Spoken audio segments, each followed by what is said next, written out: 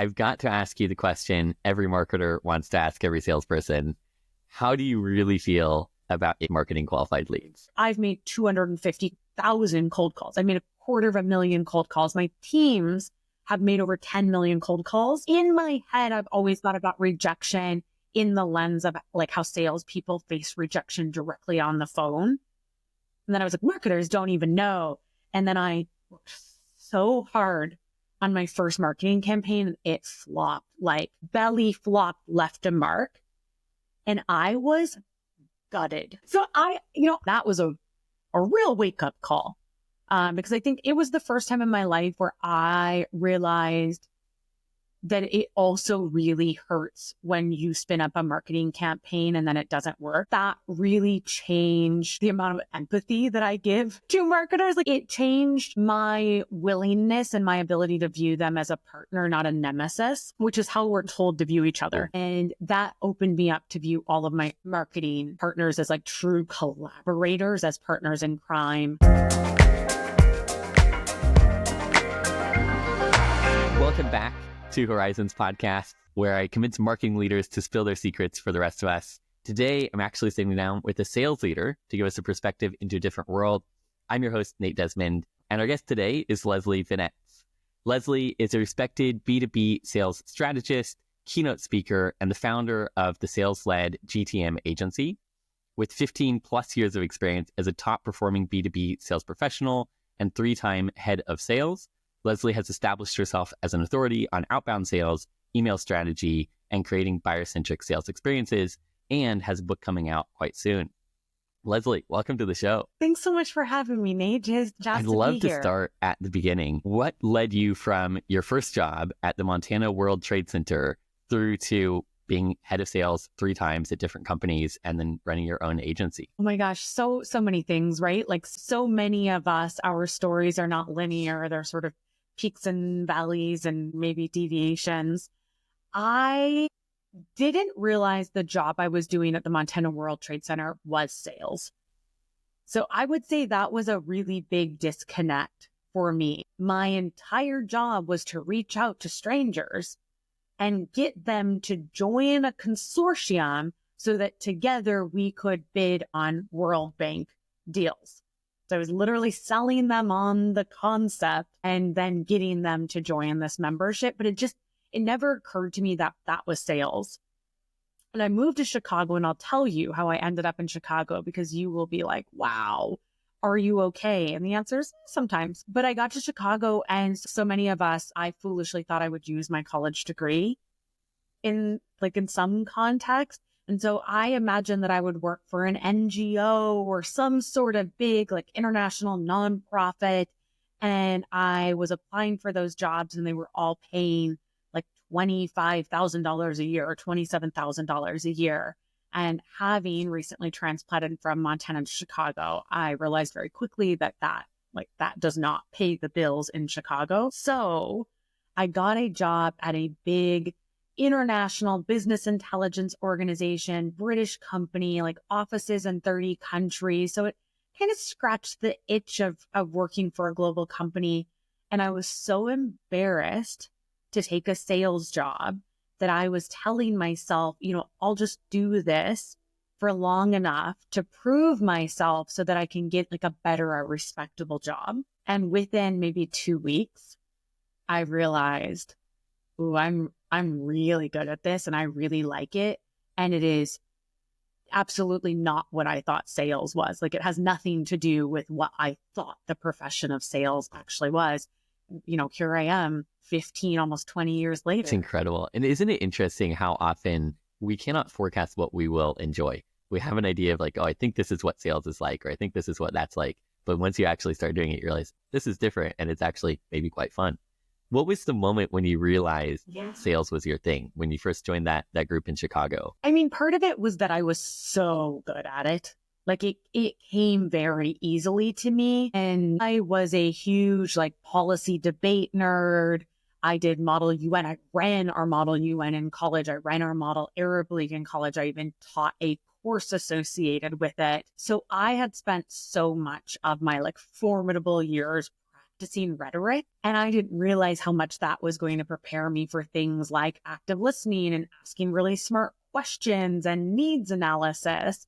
So I think like part of it was that I had done so much work to prepare for a career in sales, having not realized that any of it would help me. And the other part, Nate, was that I had this conception of what sales was ingrained in my mind.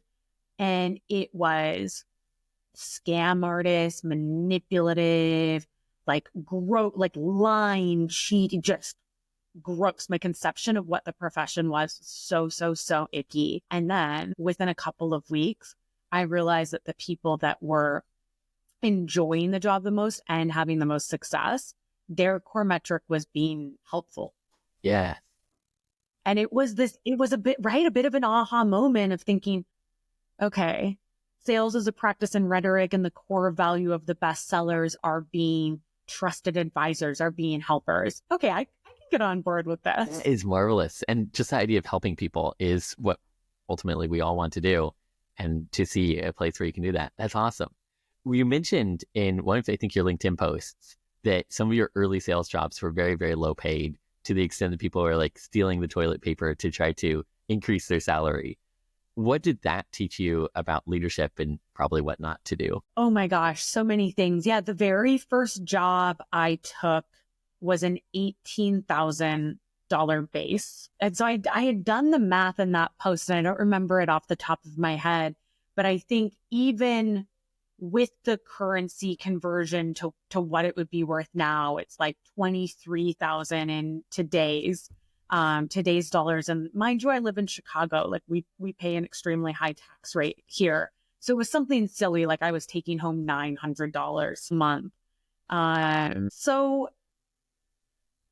it taught me a lot of things, and you're spot on, Nate, that some of the things it taught me were grit and resilience and tenacity and the fortitude that has served me well throughout the rest of my career. But it also taught me how I never people that work for me to fill, how I would never treat my own employees. Like if I had a company, and I was promoted into management pretty quickly. So it was a huge catalyst to do everything I could, especially as a frontline manager, to protect my people and to make sure that they had a feeling of psychological safety and financial security that I certainly wasn't myself feeling. And for a lot of our listeners who are maybe founders or marketers, they might not be as familiar with just the sales setup. What would be the ideal structure of base salary to like performance-based income? Yeah, I think minimum, you're really looking at a 50-50 split, meaning at least 50% of the earnings are guaranteed earnings. And then the other 50% are some sort of variable between maybe bonuses and, maybe equity plays into it. But certainly commission is usually the primary variable component. To see, and this is particularly true if you are a founder thinking about your own comp, is I hate it when people try to hire 100% commission-based reps. It's so disrespectful to sales as a profession, because nobody else, you're not asking your CFO to work for free. True. Right? You're not asking your marketing team to work for free. Nobody else is ever expected to give their labor for free. But somehow it's okay to ask sales professionals to work for free. So I find that really icky. I find that really disrespectful. And I think that's especially true with early stage companies, which is where you see it the most, because it also sends the message that the founder isn't willing to take a risk on you by giving you a base, even though they know that some of the employees won't work out, that some of those bases will sort of be, sunk costs. But they expect you to take 100% bet on their vision and their product and their ability to generate, interest with their marketing efforts. So that's what I hate to see. But I think anything around a 50-50 or above is very It makes fair. a lot of sense, because you do want to incentivize the sales, but also recognize that not all of this is in the control of the salesperson a lot of it is the company, the product, and the choices other people are making. Yeah. And for anybody that's like worked at a company with bad product market fit, like that's true for marketers as well, right? Like I'm sure there's plenty of marketers that have worked at a company that has bad product market fit. And it can feel like pulling teeth to get people to download the lead magnets or show up to the webinars because who you're reaching out to just really aren't that interested in the solution you're offering. 100%. It's so much more fun to sell something, whether through marketing or through sales, that people actually want to buy. How would you recommend someone who is in sales and is maybe at a pre-product market fit company, how should they handle that? How should they handle doing the outreach if they're not sure they have product market fit? Yeah, I guess as in like, should they spend a lot of time trying to tell the product team or the engineering team how to change the product? Should they spend time trying to figure out how to sell the suboptimal product? What would be the best allocation of their time? Wow, that's such a great question because I often have found that reps don't have a lot of internal capital. So it might feel like an uphill battle as an individual contributor to be like, hey, product team, I think you should make these changes. And even if the recommendations are coming from, hey, 17 customers this quarter asked for this particular feature, I still think it's challenging to be heard and to be believed as a rep speaking to, maybe that product team, that design team, marketing, whoever. But I also don't think that they should, like, quote unquote, sell a suboptimal product. I think if they take a job at an organization knowing that the product market fit isn't quite there, part of their responsibility is to be honest with the people that they're reaching out to, that we are sort of figuring out our product market fit, that we are in beta on some features, that when I say it's on the runway, I literally mean it's a year out. So I think that there might be a higher level of responsibility put on those reps to be transparent.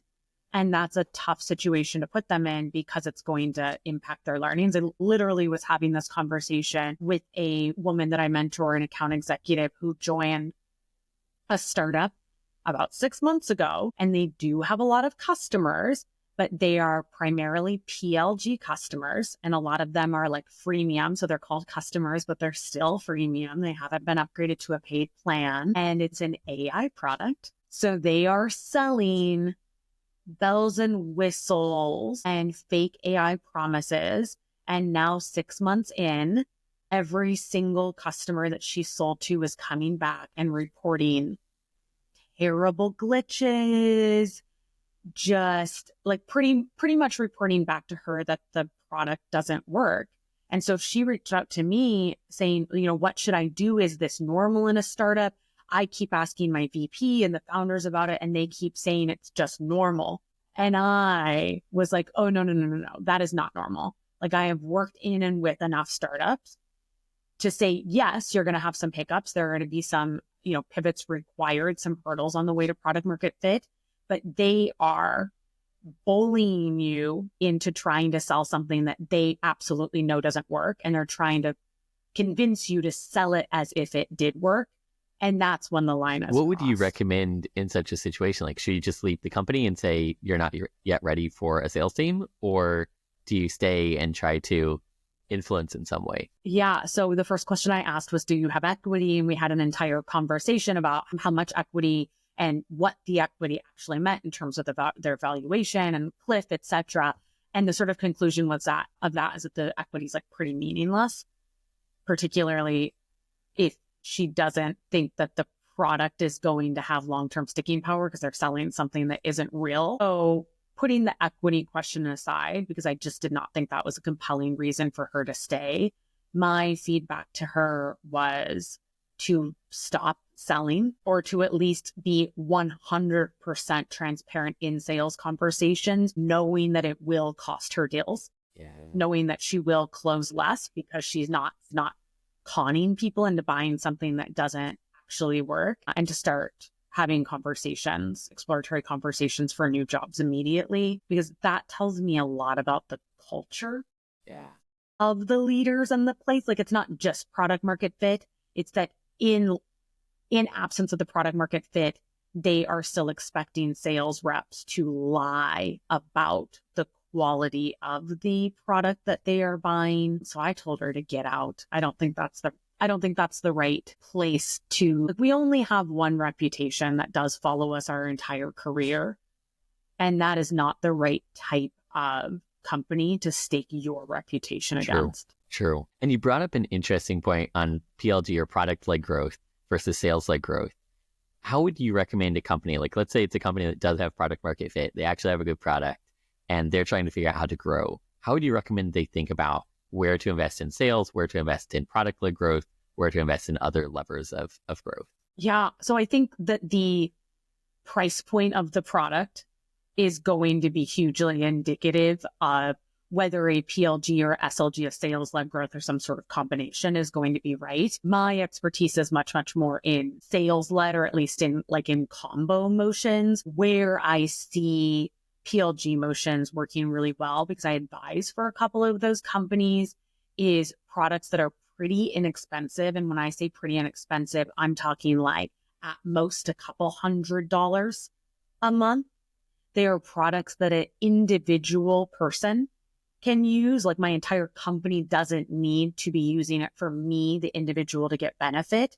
Because where I've seen the most successful motions are, you sign up for the freemium, it's sticky enough that you're willing to spend the $50, the $200 as an individual user. And then multiple people within the organization start using it because it's that good. And then when you evolve to a sales-led motion, there's an opportunity to say, hey, Nate, these 7 people are already using this. Here's how they're using it. Here's the benefit. This is why we should roll this out to your entire team. So I think that's a nice fluid motion that makes it easier to evolve to a sales-led motion later. I think where people get a bit stuck is when they either make the freemium too good. Like, I've been using the free Grammarly for a decade. Yes. So there's no need to upgrade. I'm never going to pay for it, right? I don't want their next level. Like, honestly, the stuff that they tried to roll out that was the stuff that you want to pay for drove me nuts. Like, I almost removed the extension from my computer. It annoyed me so much. So if people make the free one too good, I think that can be an issue. And I would say the other issue that I've really seen people struggle with is when they have a product that really is a mid-market to enterprise product, and they start with a PLG motion. And so it sets the expectation in the market about what type of product it is. And it automatically gets bucketed into being that sort of like SMB or like bootstrap startup type of product.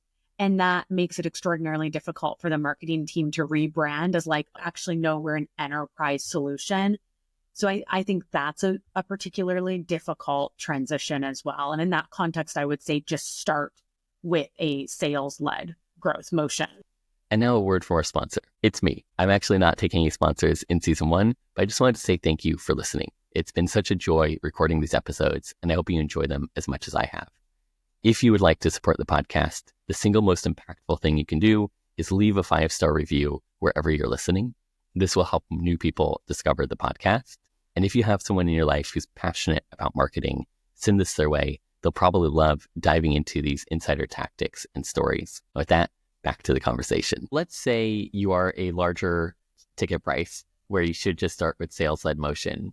How do you find product market fit? How do you find product market fit? Well, I can tell you how I've done it. I don't think that I am necessarily the expert on product market fit. I'm much more the expert on, you have product market fit. Now let's nail your go-to-market motion.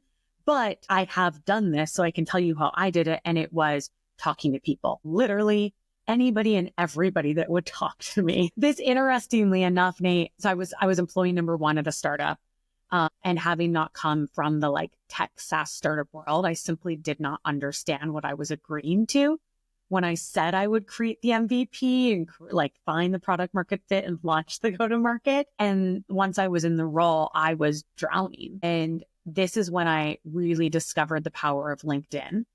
because I went on LinkedIn and found everybody who sort of looked like maybe they were the type of person that would buy this. And I asked for time. I asked for so much time from so many people, and people were extraordinarily generous with their time. And I asked, like, have you already seen stuff like this on the market?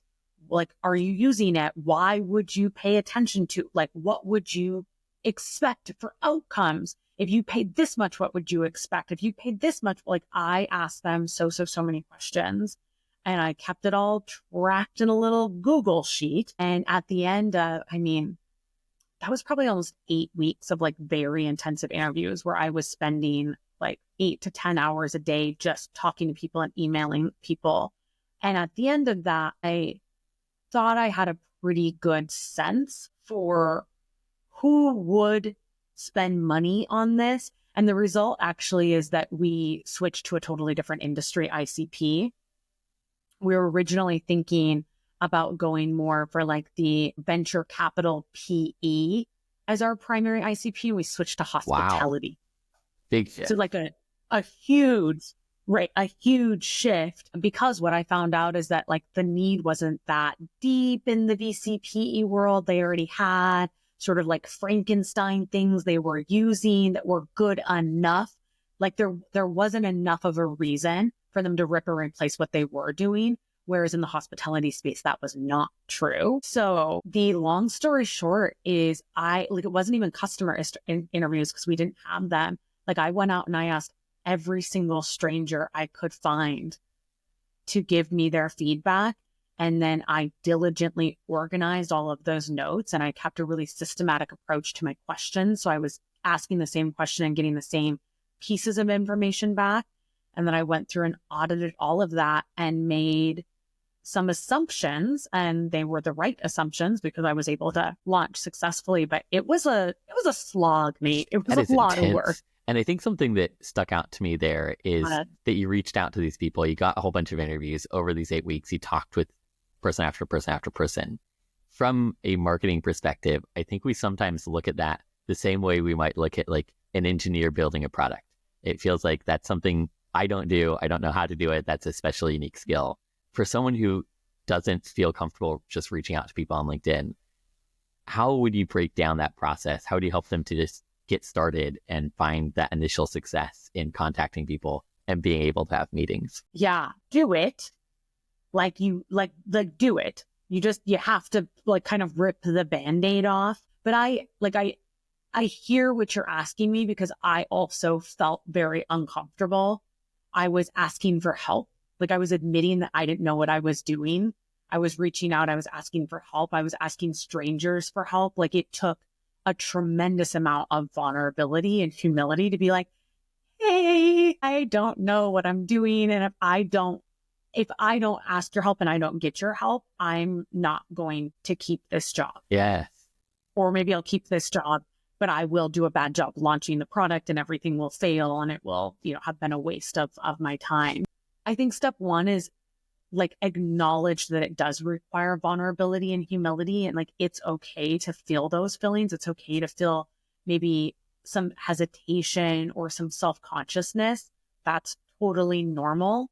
Even from me, who like really can cosplay well as an extrovert, like it's still have all those emotions, but people like being helpful. Like, I think that's what it comes back to. Like the majority of people like to be helpful, and you are giving them an opportunity to be helpful and they feel good about that. And just make sure that after the conversation, you like block out some time in your calendar to send a little note to share with them how valuable their conversation was. For a lot of those people, I sent some updates on progression to be like, hey, just so you know, you said this and I did this. Thanks so much. And some of those have been relationships that that's like a decade ago, that are people I still keep in touch with.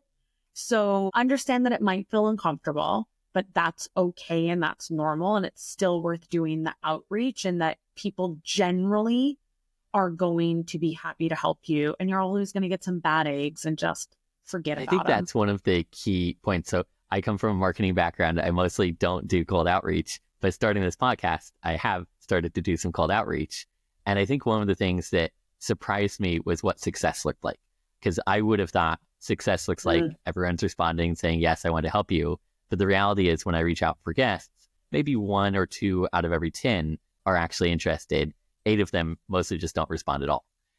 And that, at least so far, is what success looks like. So for someone who's doing this for the first time and they're not sure, like, am I failing? Am I succeeding? What would a good response rate look like from your perspective? If somebody is reaching out to strangers to ask them for feedback, I think even if 1 in 10 total strangers is taking time out of their extraordinarily busy schedule to get on a call with you and let you pull free insights from their brain, that's incredible. If you are getting less than a 1 in 10 response rate, I would guess that your message is a bit too you-centric. And so a really easy audit is to sense check how much I, my, our, we language you're using. And if it's the whole email is like, I want to pick your brain because I have some questions, because we need, because our, that's going to be hard for a stranger to respond to, right? Like that just feels a bit selfish, a bit self-centered. So see how you can pivot your language to how valuable you think their insights are. Your a blah, blah, blah, your insights, like your perspective on. And I think that simple shift in language will both help you feel better about your outreach because you're like, oh, wow, like this is, I would respond to this if I received it. And I think you'll find that it generates more responses. Love that. What would, just getting super tactical, and I don't know if you even remember what you sent back then, but what would an ideal message look like? How long would it be? What would you say in it? I don't know what I sent, but here's what I do know is that the message that I sent then would probably embarrass me now. We're in a brave new world of cold outreach.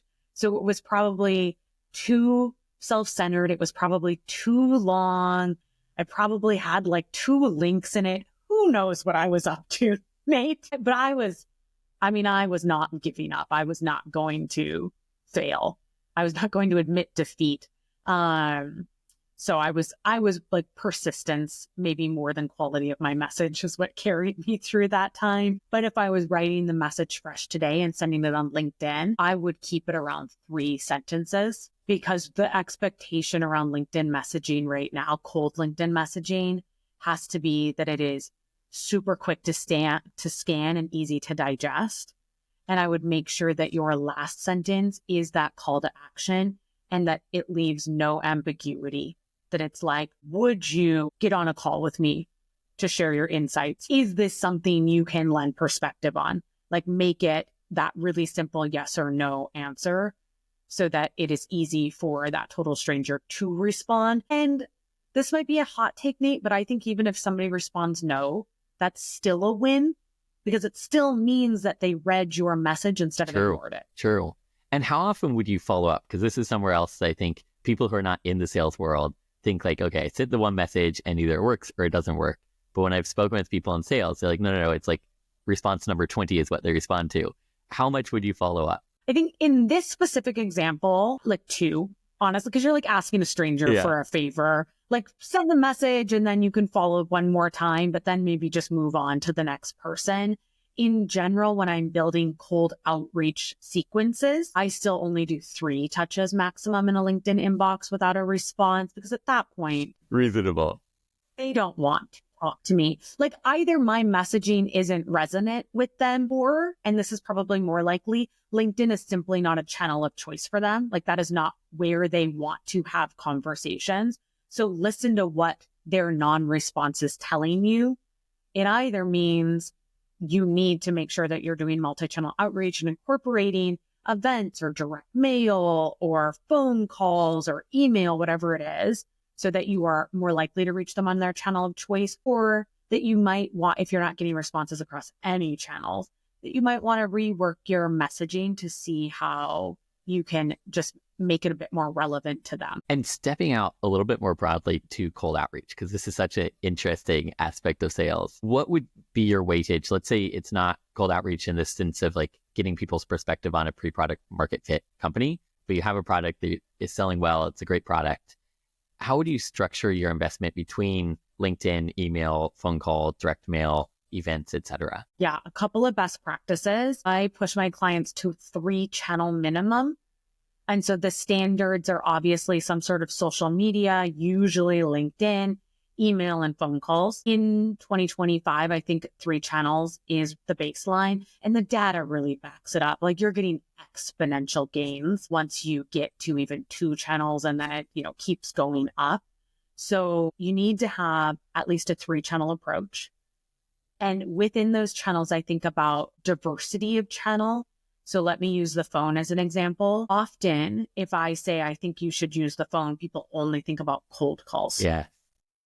But if you are not also taking a strategic approach to how you're leaving voicemails, and maybe also you're using text messages, or within text messages, you are sending gifts, sending voice notes, doing videos. And if you are not thinking about how that cold call aligns to maybe an email or a LinkedIn touch point, then you're still not going to get the maximum amount of value out of the channel. So it's not just 3 channels. It's thinking about how you can add depth into the channels and thinking about how you can make them play together really nicely. So that's sort of one set of best practices. The other that I would share is we think about an effect in B2B cold sales outreach called stacking, which is related to an exposure effect, which just means you probably have heard of some of this in marketing terms as well, that like the more somebody sees our message, the more likely they are to remember it, to believe it to be true, to trust it. And so we're playing with some of that in sales messaging as well, which is why we always want our sales messaging to be in a sequence, right? Like, we're not doing a message there and a something else there. Like, we have plotted it out beforehand to tell a story over the course of many different touch points. So we're telling like different parts of the story, and it all adds up. And I share that because the higher level and the bigger the company, the less frequent you want your outreach to be. Because like, if you're reaching out to a CFO at a Fortune 100 company, they probably don't get through all of their emails in one day. So if you send an email on day 1 and an email on day 2, like, what are you doing? They didn't even reach your first email. So you might want to just spread that out a little bit more. And that's when you really, really want to make sure that you are taking a multi-channel approach, like 5 channels, maybe even if you can. If you are, say, reaching out to like a coordinator at a small business, you can stack your touches closer together because they just have a higher capacity to engage with them more quickly. When you're looking at those like 5 channels for a CMO, that wouldn't be phone call and email at the same time or on the same day, but it'd be like phone call next week, email today, that sort of thing. No, it could be. So when I talk about channels, I literally mean like the method, but I love that question, Nate, because stacking touches together within a single day is like a foolproof way that I build sequences, to the extent that one of my staples is doing a triple or quad touch on day 1, which means I'm sending 4 different messages on the same day. I know it sounds insane, but let me tell you what it actually looks like, and then I'll tell you what it feels like to the recipient. And this is not the strategy for like that coordinator at the small business. This is, you are in like enterprise sales, reaching out to executive level contacts. It would be an email that is hyper relevant to them. You are going to use that same email copy as a LinkedIn in-mail. The LinkedIn in-mail is going to mention that you're sending them a connect message on LinkedIn. The connect message is going to mention that you sent them an in-mail. And then you are also going to leave a voicemail. You're going to do a cold call. They probably won't answer. And then you're going to leave a voicemail that points back to the email. So you're reusing that same hyper relevant, like you're doing all the work to come up with a hyper relevant message for them. And then you're reusing it on 4 channels, and all the channels sort of point to one another. And so it doesn't feel overwhelming, both because it's 3 different channels, right? It's not just like 4 emails in a day. And also because it's highly unlikely that they're getting all of those on the same day. It's more likely they'll sort of tick them up over the course of maybe 2 to 3 days. That's incredible. And it gives you that surround sound effect of, okay, this person really wants to reach out to me. And because of how they word it, I understand what they're reaching out for. Let's say I was a founder and I'm listening to this and I'm like, this sounds very impressive, but I don't even know where to start. 2 questions come to mind. The first one is, how would I find this information? So let's take the channel of cold call. how would I find the phone number for the CMO at a major organization? You got to buy the data at this point. Like data provider is an essential piece of the tech stack in the year 2025. Is there like one good data provider, or there are 20 equally fine data providers? ZoomInfo is the industry standard. I have used ZoomInfo for so long that I literally was a beta user when it was called, oh my gosh, somebody's going to be able to drop this in the comments. I can't think of it right now. Rain something maybe. Oh, I have used ZoomInfo for that long, and that's what I currently use today because they give it to me for free. I couldn't afford to use it as a solopreneur.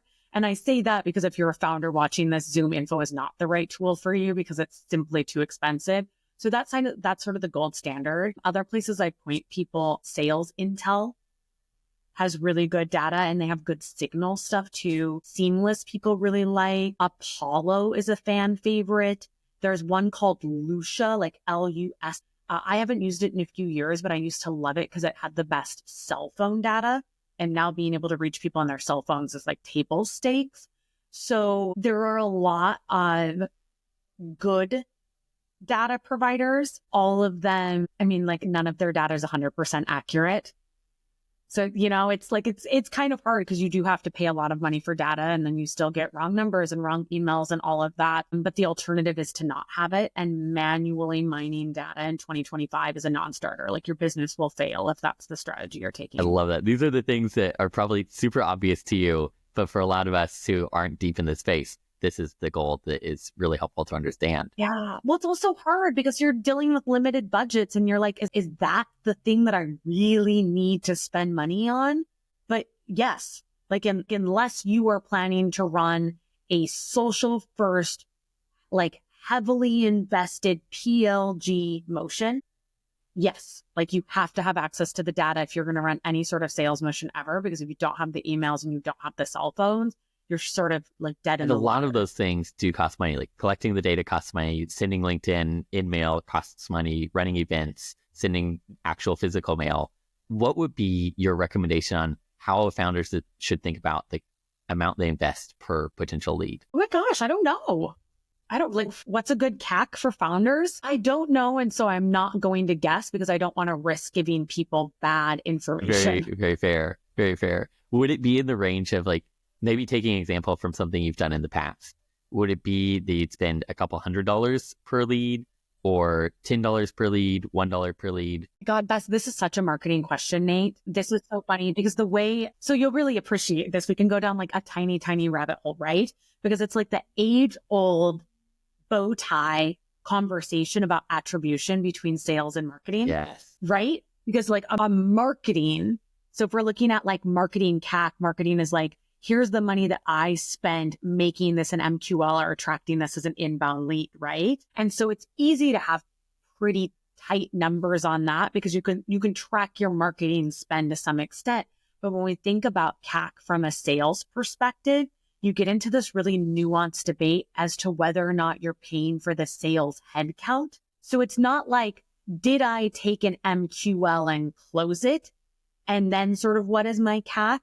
It's if I am running a fully sales-led process and the first touch point was in fact a cold call from an SDR, then what's my CAC? Is my CAC the salary plus the commission on the SDR plus the AE that ultimately closed the deal? Yes. So and I know we just use 8 million acronyms there, but basically the question I'm asking is, if you are running a human-led sales motion, do you need to include the cost of headcount in your customer acquisition number?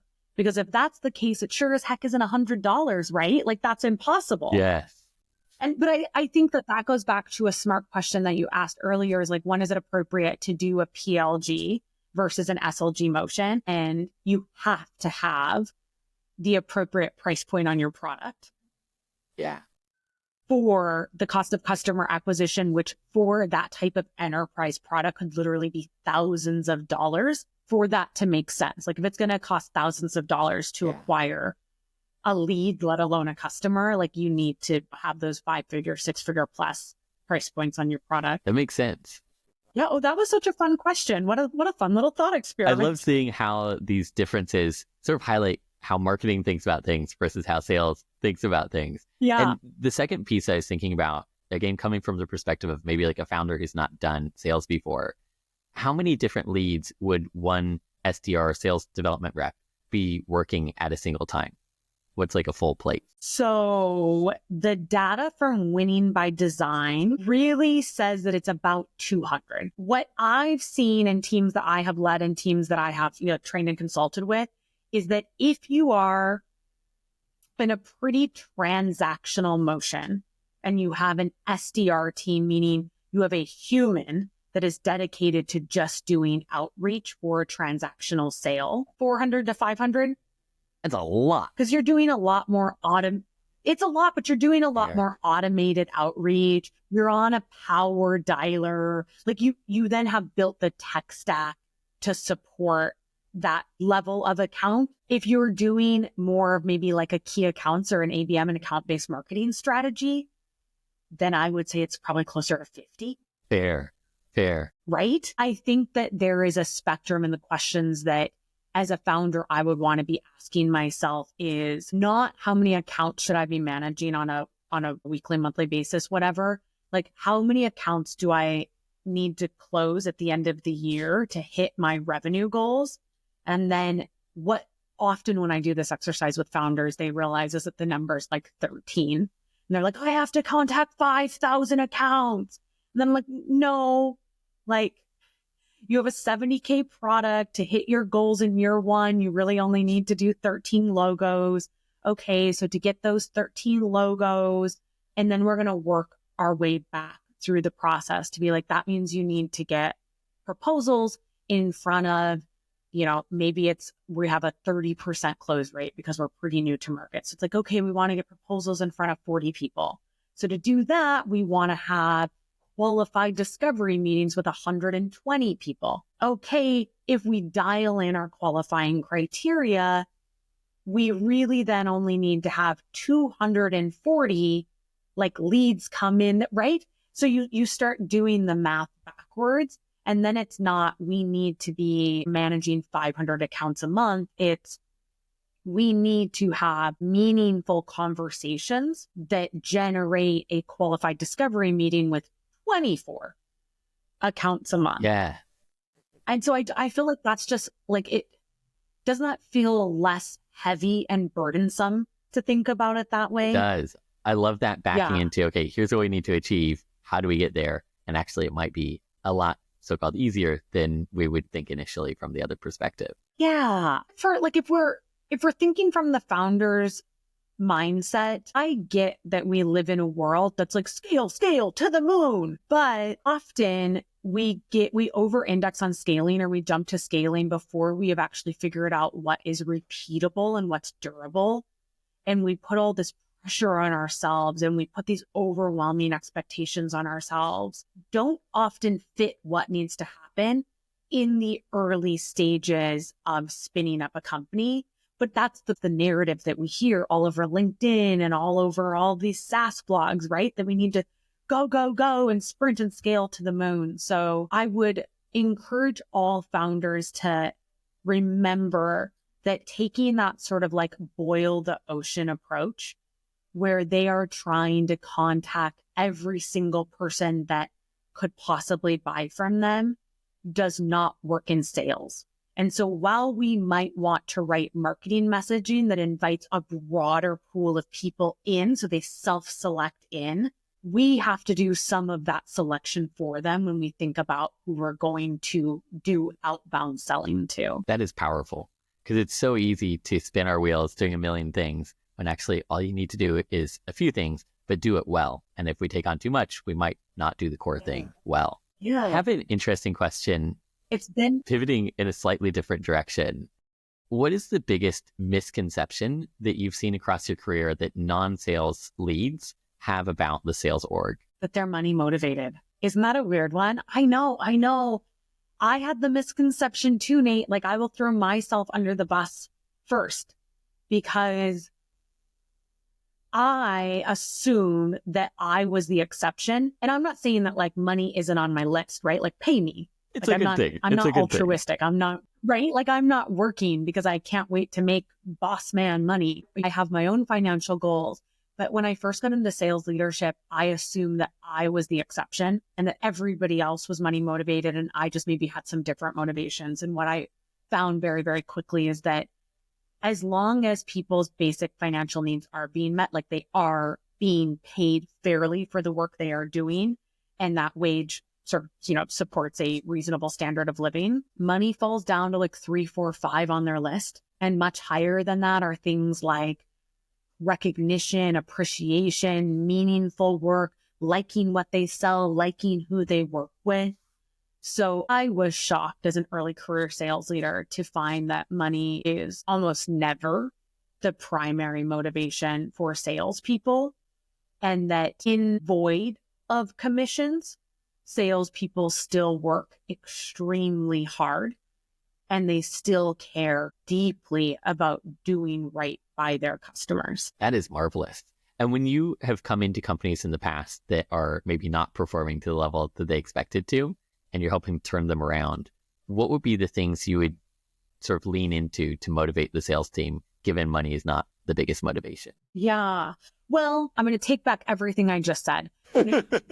Just kidding. Because the reality is that we do work in structures that are on average like a 50-50, right? And so much of our earnings as sales professionals are heavily dependent on our variable comp, on our commission. So one of the things I do always look at is, what is your commission structure telling your salespeople is important? Because I'll often hear those founders or those sales leaders say, we want our reps to do more of X. But then you look at the comp structure and the comp structure is telling them Y is where they should be spending their time. So while I do not think that money is the number one motivator, I do think that sales reps should be really strategic about hacking their comp plans.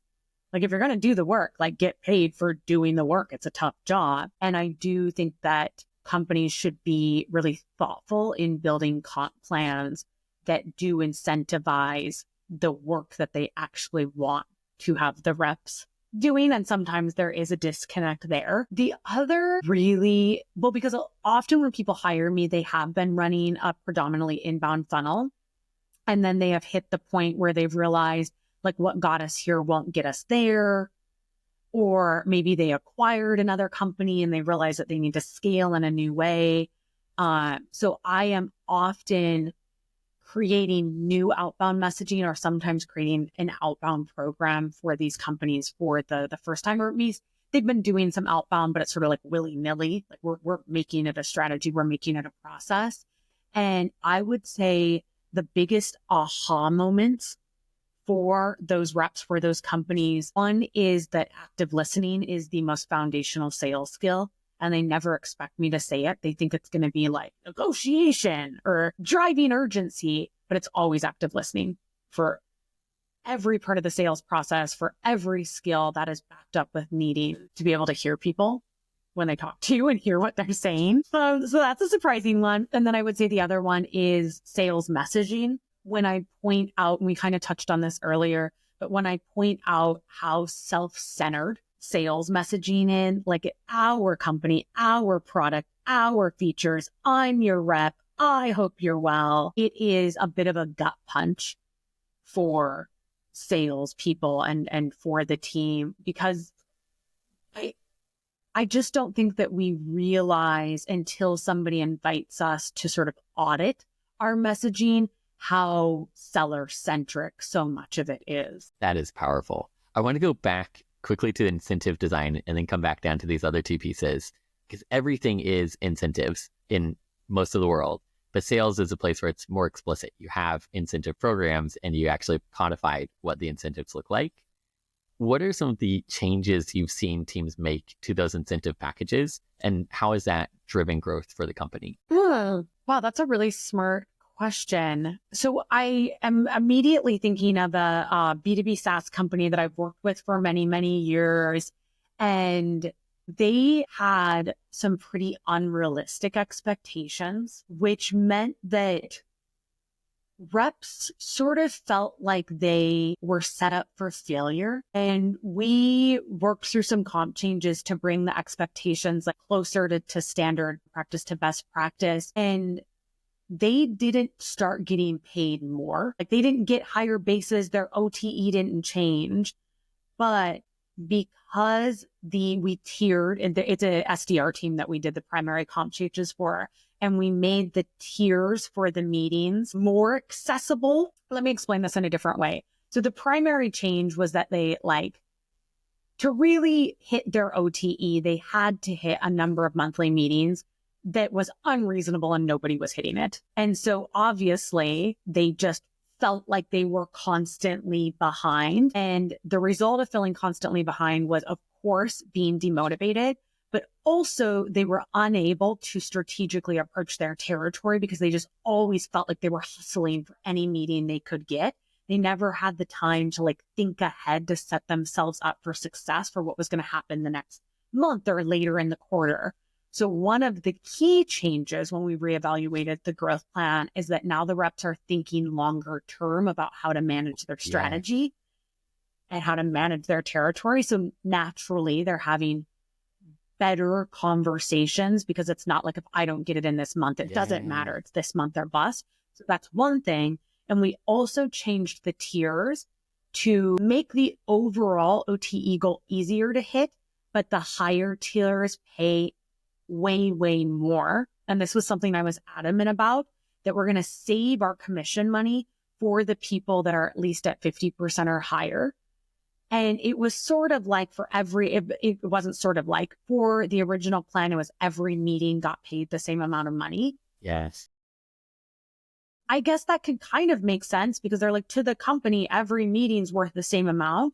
But if you think about it in the context of the investment that you're making in that person, for the coaching, for the training, for the tech stack, for the basic salary, they at some point need to kind of earn their keep with the meetings. So my argument was that I didn't think they should get paid very much for those first few meetings, so that when they started hitting their stride at the 50% plus of their quota, the payouts were big. They were significant. And so you also see them really tracking towards those bigger numbers because it's substantial. It's not $50 here, 50, it's $250. And that feels a lot meatier. And I think that feels like making that last cold call on a Friday at 4:55 p.m. is worth it if it could result in a $250 payout, not a $25 payout. So that's a recent one where we made some significant changes. And even though they didn't increase their OTE, we didn't offer to pay them more, we saw them more excited about the amount of money they were making because it felt more achievable, and the way they made it helped them strive more. And we saw a change in how they were thinking about and approaching their territory management because they had a little bit more breathing room. That's so powerful. I love how it didn't change the actual cost to the company, but brought a lot more clarity to the sales team. And also, it's interesting how, as humans, we procrastinate. And if I'm just going to make another $50 from this call, like you said, I might not want to do it on a Friday afternoon.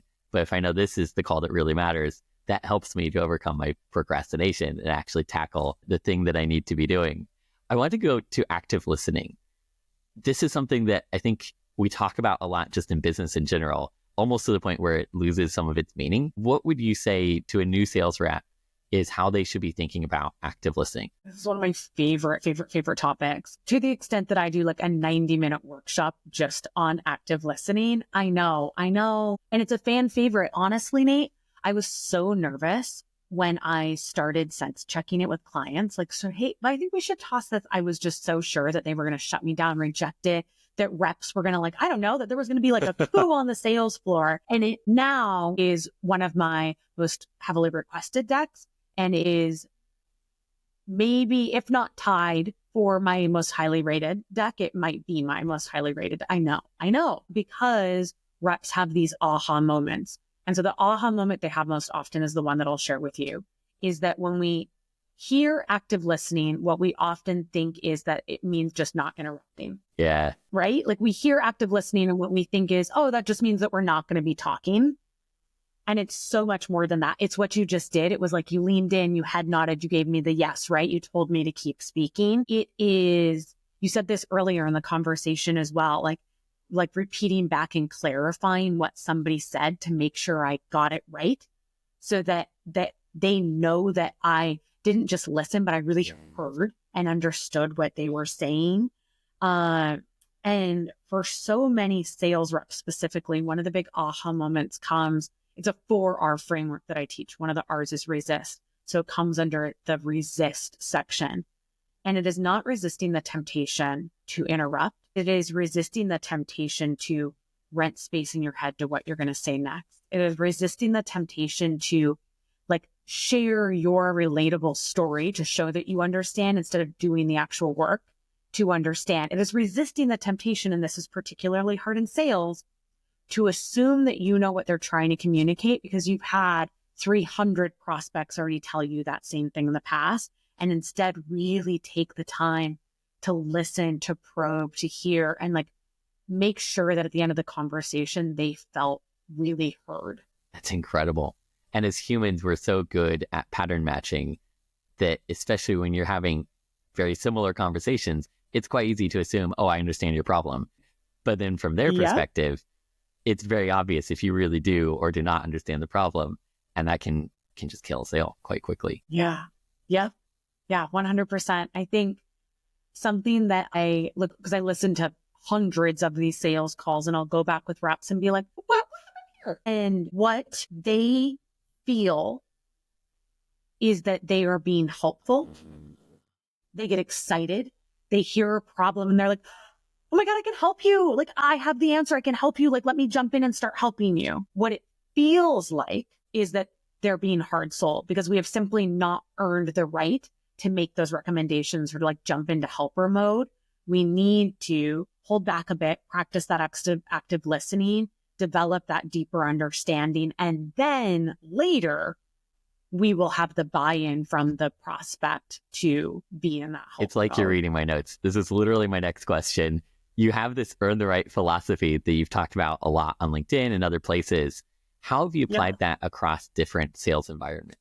Oh my gosh, so many ways. So the basis of how I think about it, and I developed this in that like very, very first job that I had that was, you know, kind of toxic. People were stealing toilet paper.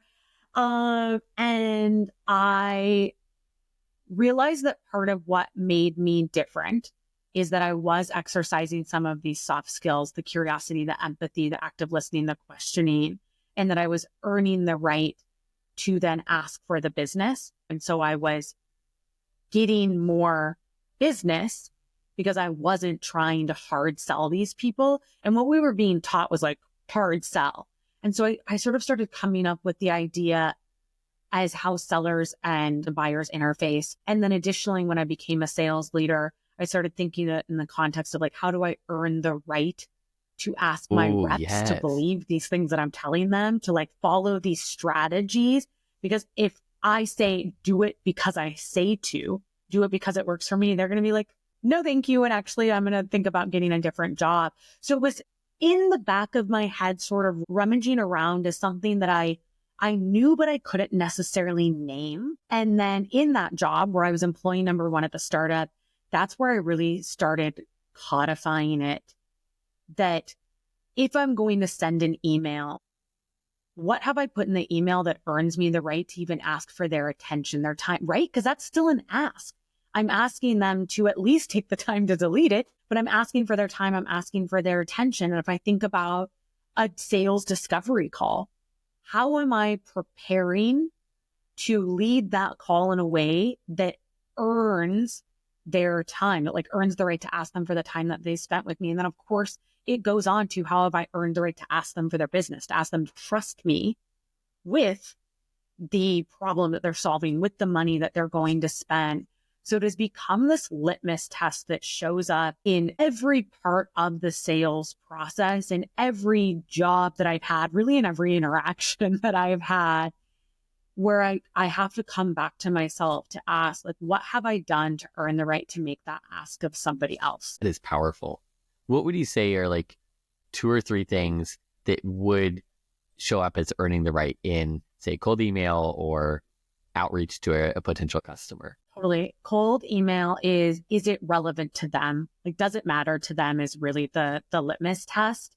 From their technical copywriting skills via cold email, not like marketing copywriting skills, but thinking about how you can decrease the cognitive load or increase the cognitive ease, meaning writing simple emails, creating spacing in your sentences, having, right now we're talking about like a 3rd to 5th grade reading level, making your call to action clear and concise.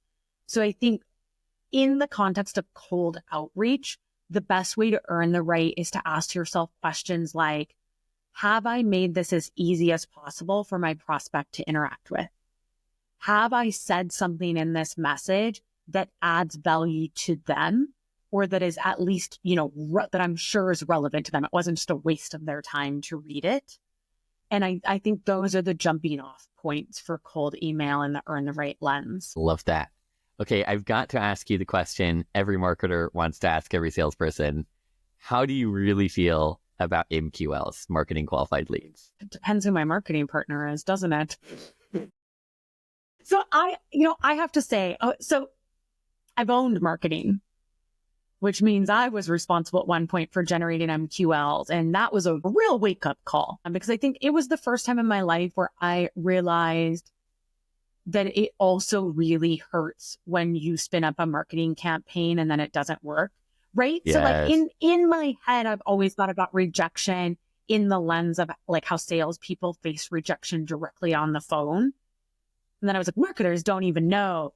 And then I worked so hard on my first marketing campaign. It flopped, like belly flop left a mark. And I was gutted. So I think that really changed the amount of empathy that I give to marketers. Like, it changed my willingness and my ability to view them as a partner, not a nemesis, which is how we're told to view each other. Like, we're supposed to be more. And I'm like, what?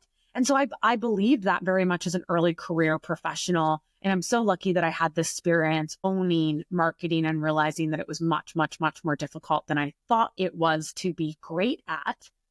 And that opened me up to view all of my other marketing, cross-functional partners as like true collaborators, as partners in crime. So I've been really lucky. It doesn't mean that they always get it right, but interestingly, it's been like the CRO or the founder who has created the issues and being like, just call your MQLs.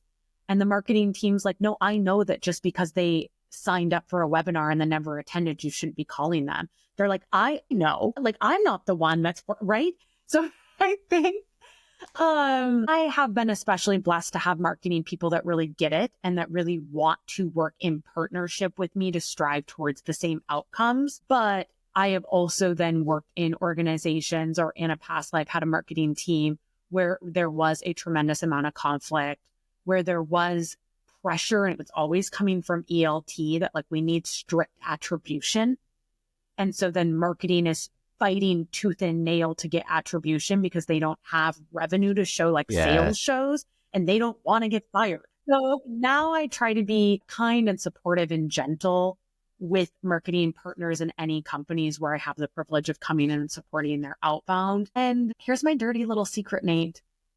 I run a 100% inbound funnel. So I am marketing now, and I am able to generate all my leads through lead magnets that filter into my newsletter, that then attend my LinkedIn lives and my event and my book clubs, that then become clients or refer me or tag me into posts. So it is an extraordinarily privileged position that I am in today, where I have these, 15 plus years experience in corporate America on the front lines. Like, I've made 250,000 cold calls. I made 250,000 cold calls. My teams have made over 10 million cold calls. So I have all of that perspective and expertise and experience, but then also I know how to make a darn good lead magnet now. Love it. And what a fantastic. So it's a fun balance of perspectives and experience that I get to bring to the That table. is. What a fantastic place to end. You're literally bridging between sales and marketing. You're doing both. We've got a lightning round before we close off. Some very fast this or that questions. Feel free to give a longer answer or just a brief response. Cold calling or cold email? Okay. Relationship selling or solution selling? Solutions. CRM notes or conversational intelligence platform? Both? They should be both. If those two are not integrated and your conversational intelligence tool is not automatically filling out your CRM, you need to talk to your RevOps people because they have dropped the ball. But I will say, like, I'm a diehard for like CRM notes. Like, that is the hill I will die on, that institutional knowledge must live in your CRM. And that's part of what you're getting paid your base salary for. But like, if I had to choose between my conversational intelligence tool, which is called Attention, and my CRM, which is HubSpot, I would be more willing to start tracking things in like Excel spreadsheets again than give up my conversational intelligence tool. I love it. I know. That's a tough one. That's a really tough one. Demo first or discovery first? Challenger sale or consultative selling? That just made me whine. Like, you stabbed me in the heart. I think that Challenger gets abused and misused. I am obsessed with the Challenger customer. The Challenger customer is my favorite sales book, my number one sales book that I recommend. So I love the Challenger methodology, but the Challenger customer methodology, which is very buyer-centric and consultative. Love that. It blends the two together. Neither both? Well, on that note, thank you for making the time. This has been way too much fun. Where can people go to learn more about you and your upcoming book? Oh my gosh, my book, LinkedIn. I am like chronically online. Find me on LinkedIn for sure. And then the book will be at salesledgtm.com/book, and buy it for your team. I need to sell thousands of copies. Buy so many copies of the book, please. Thank you. That will all be linked down below. You can get that in the show notes or in the YouTube below. Thank you for coming on the show. This has been a lot of fun, and I've learned a tremendous amount. Thank you. This was really fun. See, marketing and sales are friends because we have so much more than we can learn from each other.